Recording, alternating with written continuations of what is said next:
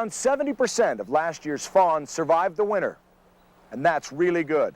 The average year in and year out is 45%. Research has shown that fawn survival is the critical factor that drives deer populations.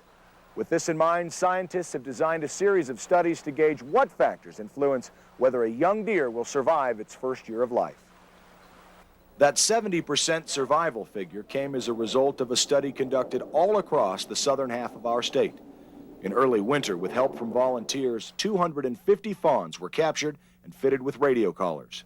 Then, when a caller would send out a mortality signal, biologists would examine the carcass to determine what killed the fawn.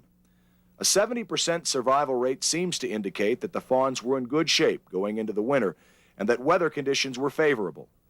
But what about survival rates from birth through the fall months? And we've been watching quite a few does up in this area, so we know where they're at, where they're going to be fawning. And then we just kind of watched them until they're dropping, and they're really starting to go now. Research biologist Mark Hurley is in the second week of capturing newborn fawns. The goal is 60 animals, and the capture window is pretty short. At 10 days old, a fawn will easily outrun a human. So the idea is to find the small creatures as close to birth as possible. I'm watching a lone doe right now. She's looking pretty nervous, so I'm hoping she's got fawns. We'll just kind of wait and watch. Mark is waiting to see if she goes into the small aspen grove. That will indicate that she's probably nursing fawns hidden in the brush. Once she disappears, things go into motion. I'm going to take off right straight through here. Just go down, up around the corner. Amy's going to stay on the ridge. And I should probably bump that doe fairly soon, I would guess.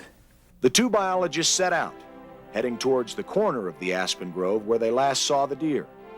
It doesn't take long before she's flushed from the thicket. The doe takes off in another direction. It's a classic display of avoidance strategy, trying to lure the human predators away from her fawns. Amy! Come on back around here ways. I've got fawn tracks.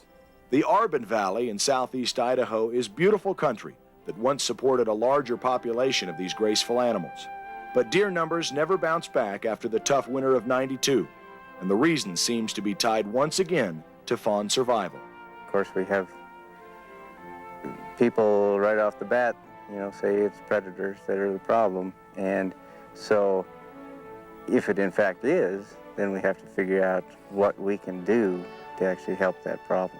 I mean, can we remove predators and actually increase fawn-doe ratios? Will that change mortality rates? To test that theory, scientists have set up two types of study areas.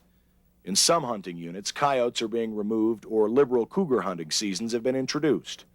In other units, the control group, predators are not being removed.